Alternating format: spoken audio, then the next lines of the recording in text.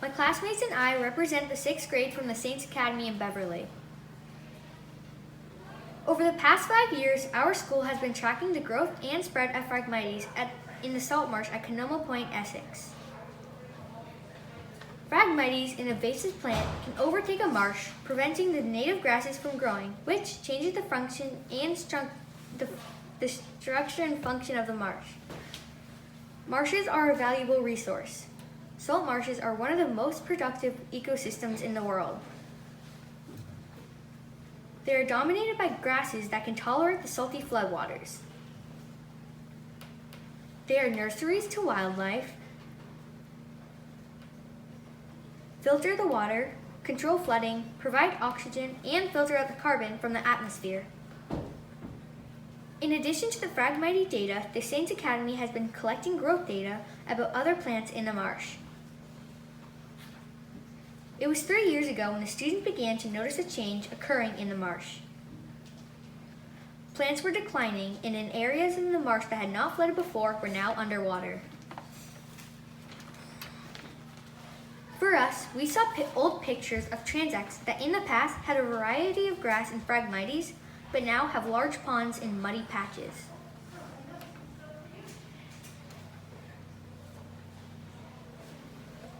We believe that our marsh is not only struggling with sea level rising, which is affecting the plant life, but also fragmentation due to a rise in the nitrogen in the soil.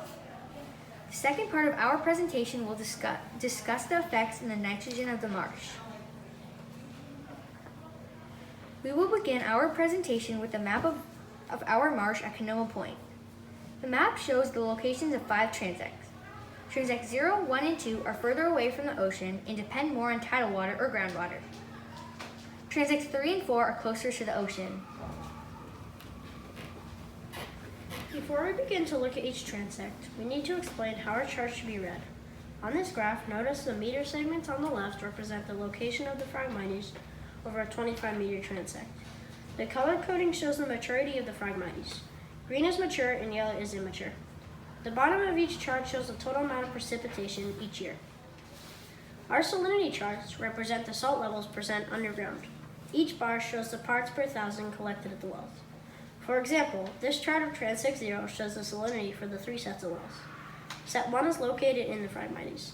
Set 2 is in the transition zone, and Set 3 is in the area with no Phragmites.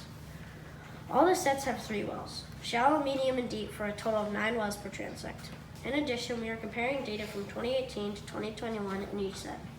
We will discuss our interpretation of all the readings as we present each transect. We will also show a comparison chart of plant growth for each transect, similar to this one. This visual will help display how the grasses and plants are changing in the marsh over a 4-year period. It tracks Phragmites, cordgrass, marsh hay, spikegrass, and glasswort for a particular transect location. Transect 0.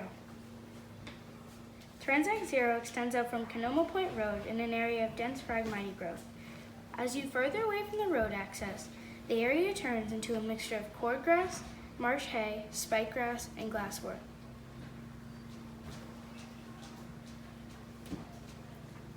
As you can see from the graph, the Phragmites have not spread any further this year. However, Phragmites have disappeared at 2 meters, 0 through 1 and 9 through 10, and the immature plants matured. Since last year, the salt levels have dropped at the wells that were available for testing. This is not good because the Phragmites prefer fresher water. The Phragmites may start to spread into the other meters of the marsh. As you can see, the Set 1 medium well dropped 15 parts per thousand in 1 year. So how is this affecting the other plants? If the salt is decreasing and the groundwater is becoming fresher, then we expect the marsh plants to start to die back because the plants thrive on saltier water. Most of the plants did move back. The cordgrass moved away from the Phragmites 3 meters, the marsh hay moved 1 meter, and the glasswort moved 1 meter as well. However, the spikegrass died back a total of 13 meters. This is significant and we should be concerned about this.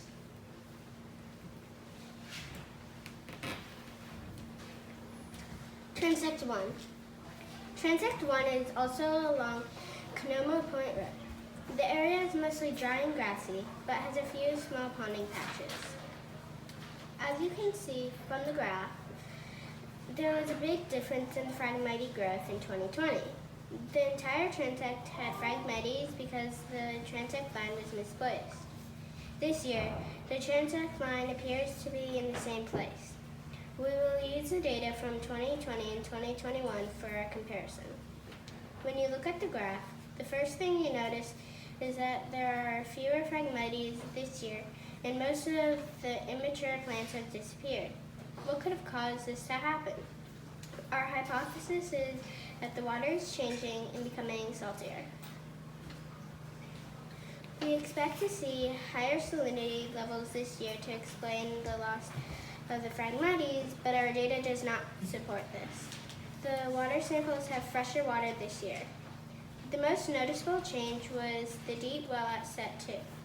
The salinity dropped from 39 parts per thousand to 10 parts per thousand. That means the salt water dropped from super salty to medium, almost fresh. There are two possible reasons for this. The first one could be the weather. Was there a lot of rain 7 days prior to taking the readings? It did rain on October 4th and 5th, but not enough rainwater to make this change.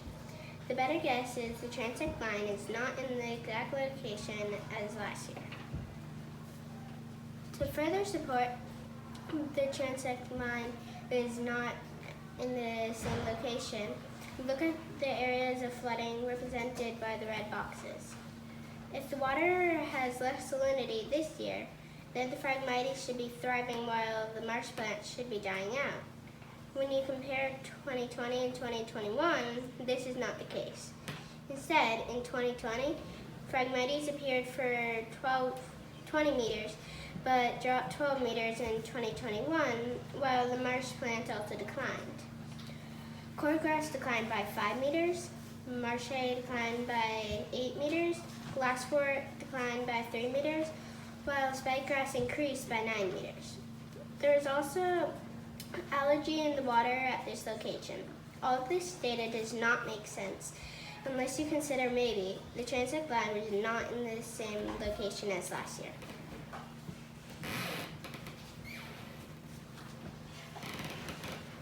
Transect 2.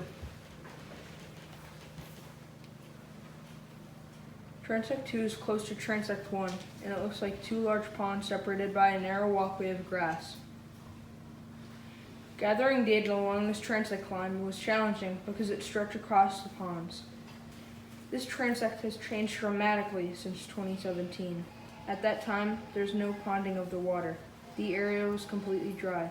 But over the years, ponding has happened, and the water levels have increased each year.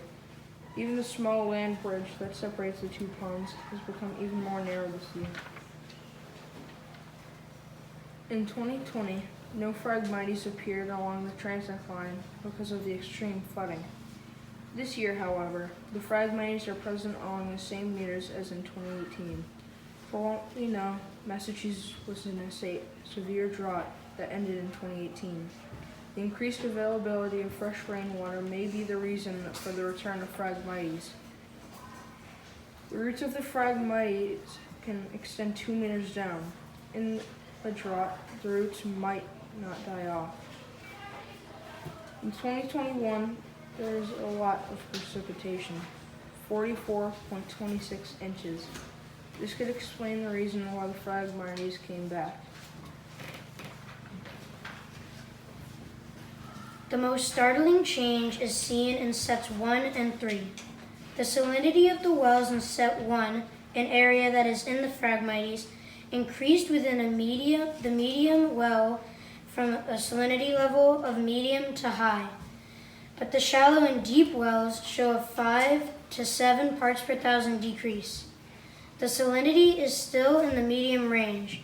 Set 3 has the most significant decrease in the shallow well from super salty to a medium reading. The transition well was not able to be read because of flooding. If the area was not underwater, we would expect to see salt marsh plants because the readings at set 2 and 3 are high in salinity. Even though there is not much land above water, the salt tolerance cordgrass is still present. However, spikegrass and glasswort have disappeared. Also, there is a new development at this transect, and that is the presence of algae. There was a lot of algae along the edges of the pools, and some of it extends out to the middle. The 8th grade has learned about a process called eutrophication. Algae blooms in dead zones, such as this one, are signals that there are too much nutrients in the water. This is not a good thing because it leads to loss of marsh. The 8th grade studied this problem and will share the results at the end of this plant presentation. Transact 3. Transact 3 is located at the end of Canomo Point Road in a more residential area and is close to the road. There has not been much change in the spread of Phragmites. In fact, the spread of Phragmites is basically the same over the years. We can chart it back to 2019 and wonder if the salinity has remained the same, too. The answer to that question is only set 3, the area with no Phragmites, has stayed at a high level of salinity. There has been some change, especially at set 2's deep well. The reading increased 15 parts per thousand, going from fresh to high in salt. This may lead you to believe that the area looks the same as in 2020. The area was muddy and full of wrack. At that time, the marsh plants were almost completely gone, but everyone was in for a huge surprise. This year, the area was covered in a blanket of glasswort. All the other marsh plants also made a comeback.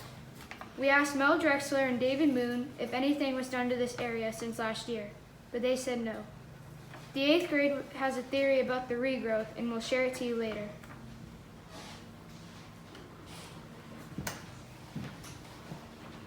Transact 4. When you look at this chart, sorry. Transact 4. Transact 4 is next to Transact 3, but a little closer to the ocean. When you look at this chart, 2021 has the same growth patterns as in the past except for 2019. That year, the students hypothesized that the extreme amount of flooding at high tides could have increased the salinity levels and that would affect the Phragmites. But then, why did the Phragmites come back? Is it because their roots are so deep? Or have they somehow adapted to the higher levels of flooding at high tide? First, let's look at the salinity chart. We have been told that flooding in this transact has changed over the past few years. The water is higher and exceeds the marsh flood line. Last year, the class thought, over time, the salt sinks deeper into the ground. We can see from this year's readings that that is not true. Each set has a drop in the salt level. Set 3 has the most change with a 10 to 15 parts per thousand drop in salt. So how is this affecting the growth of marsh plants?